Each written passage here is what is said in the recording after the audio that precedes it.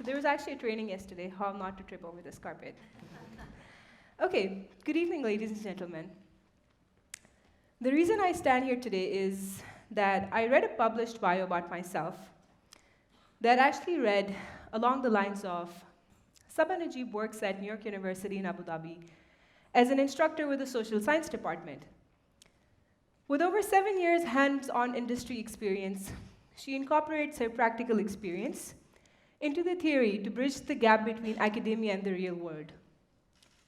As a graduate from the United Arab Emirates University, she was awarded the Prime Minister's Academic Excellence Award and was also part of the New York University's Sheikh Mohammed bin Zayed Scholars Program. She's a recent graduate from the School of Professional Studies at NYU, New York. Now, wow, when I read this, I was like, quite some success out there. But what you see here is the success. What you don't see is the journey behind that success. Nowhere on this bio did it ever say that Saba Najeeb comes from a household where it is not norm for women to hold jobs. This bio didn't tell you that she had to fight all odds to be able to pursue her higher education. Nowhere on this bio did it tell you that she had been through 2 long years of walking out of a difficult relationship. And obviously, this bio doesn't tell you that she's the mother and the father to a 3-year-old. The reason I stand here today is so that we can talk about certain topics that are considered taboo in this society.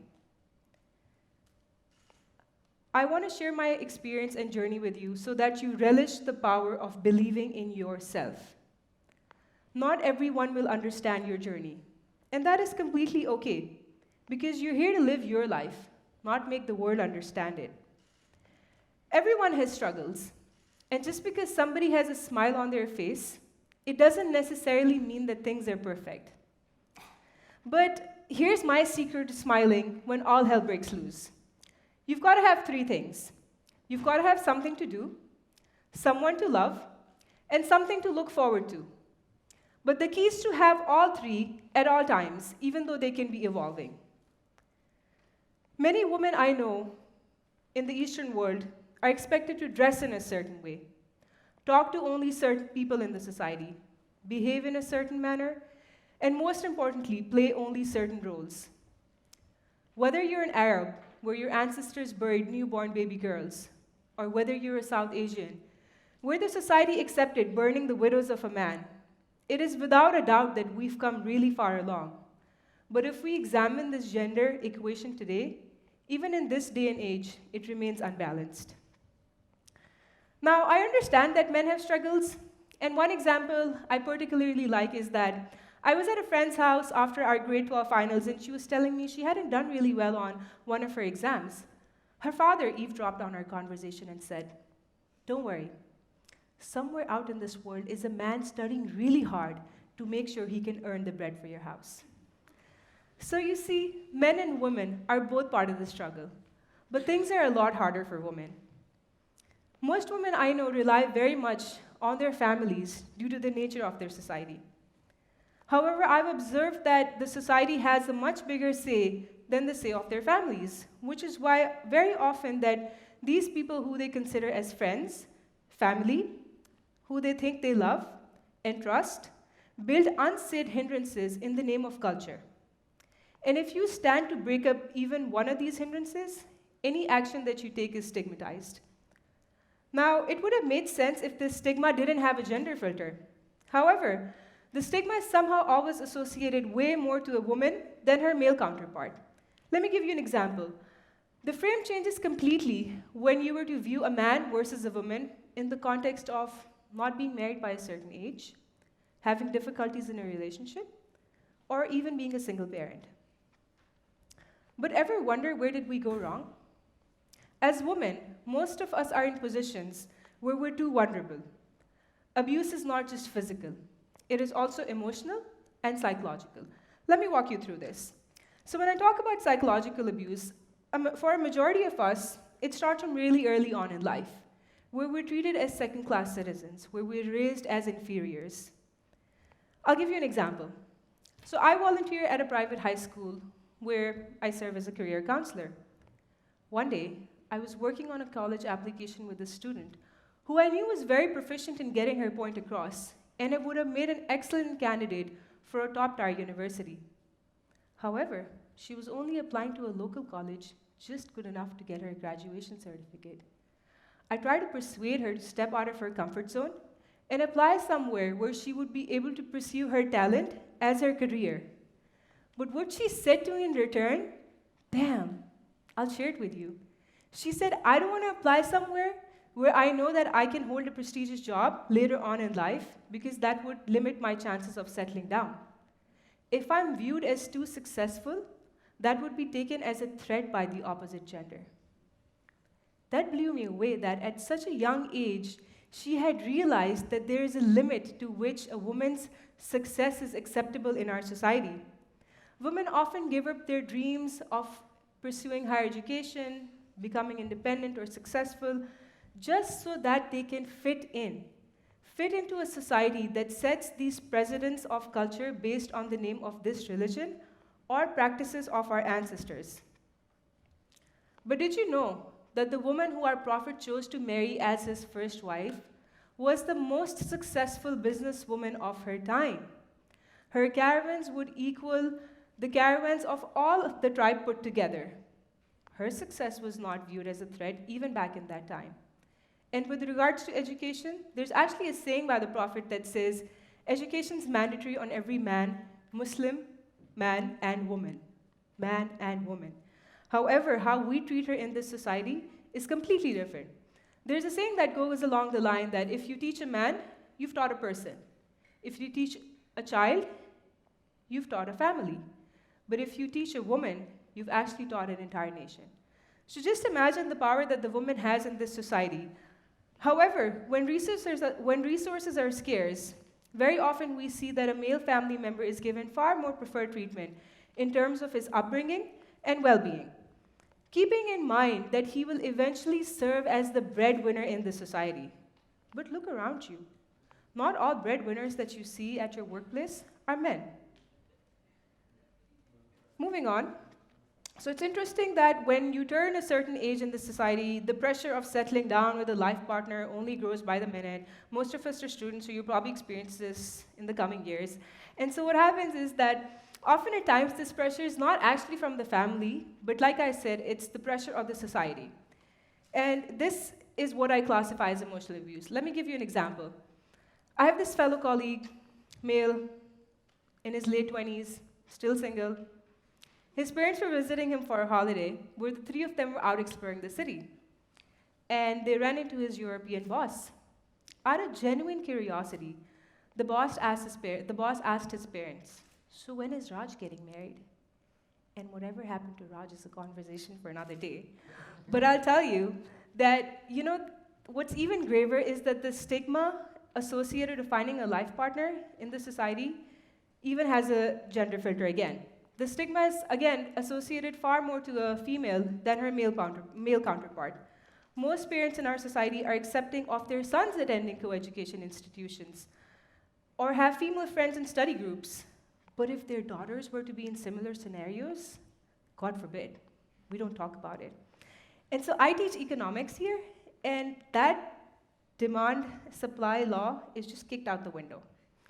Okay, lastly and sadly for a few of us, there's also the element of emotional abuse, where some of us think it's okay because we've seen it all around us. In the name of pride, honor, and dignity, our society accepts such inhumane behavior.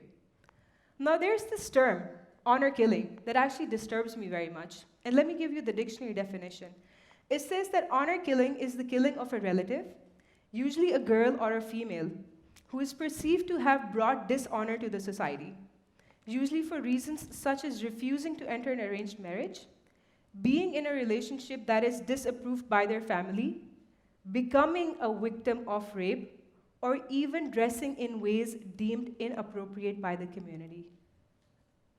But wait a minute. Do we ever wonder who sets the parameters of this term dishonor? And this is what I mean by the fact that we're in positions that are too vulnerable. Okay, so Now, in the midst of all this crisis, what is it that we can do? There is a world that we need to create for ourselves where we come first. Because no matter how educated the world becomes, you cannot change the society's values, you cannot change the society's culture, and most importantly, you cannot change people's mindsets. However, what you can change is how we perceive the world, how we react to this social injustice, and how we make our decisions. It only gets better when you get better. The change has to come from within you. Love yourself, know your worth, because if you're not happy, you cannot make anybody else happy. Never be ashamed of a scar, because it is only a reflection of whatever tried to hurt you, you were way stronger than that. I tried very hard for 28 years of my life. Okay, well, not 28, leave the childhood years, so maybe like 25 years of my life, to fit into the society's definition of being a good daughter, of being a good sister, of being a good wife, and of being a good mother. I had big aspirations, I had big plans, and I had big dreams. However, I kept failing. And I eventually realized that I was failing because I was unable to differentiate between a compromise and a sacrifice. Now, there's a fine line between a compromise and a sacrifice. A compromise is when you give up something happily, willingly, knowing that it was your right to have it. You do it full-heartedly. Versus a sacrifice is when you give up something just so that you can keep the ball rolling. You do it withholding resentments later on because you knew you gave up a right that was yours. Trust me, when you can differentiate between a sacrifice and a compromise, your world becomes a much happier place. When I look back now, I realize I sacrificed so much for people who I thought I loved. I sacrificed my aspirations of pursuing higher education, of becoming independent. I sacrificed my individuality, my hobbies, and at very rare instances, I saw that a compromise was being made. My days only became bluer. I had crossed the line from determination to desperation in order to make a failed relationship work. Abuse of every form had kicked in by that time, and this is when it all collapsed. Every kind of negotiation and communication was tried out. I sat myself down and analyzed my life from a distance. I asked myself, is it worth it? Am I happy? And will I be part of a culture that I do not accept for myself or for generations that will follow? Not very surprisingly, the answer to all of those questions was a no. This is what I collected myself, put my life back together, and thought that I would make my life a happier place for me and those who will eventually going to be around me. I found meaning in my life in the middle of all this chaos. I found something to do, to pursue my higher education. I found someone to love, an adorable little daughter. And I found something to look forward to be a catalyst of change and positivity to those who will eventually be in my circle of influence. Often there comes a point in life where you feel isolated, choked and lost because you've been exposed to so much physical or emotional trauma. You can stick a smile on your face and pretend everything's okay, but deep down inside, you know nothing's okay at all. And this is where we don't know what to do. Especially ladies in this room, this is where you pull your Batman cloak out in style. This is where you put that veil on, not necessarily on your face, but veil yourself from the thoughts and stigmas of the society. Collect yourself. Find a reason to move on. Embrace a passion that you once sacrificed. I can guarantee you that finding a reason to quit will be far easier than finding a reason to move on. We see the success, but we don't see the journey. Now keep track of time. Working full-time from 9 a.m. to 5 p.m., with a daily commute of 3 hours, having synchronous classes from 2 a.m. to 5 a.m., and raising a 2-year-old with a very strong social support system, I know that finding my reason kept me going.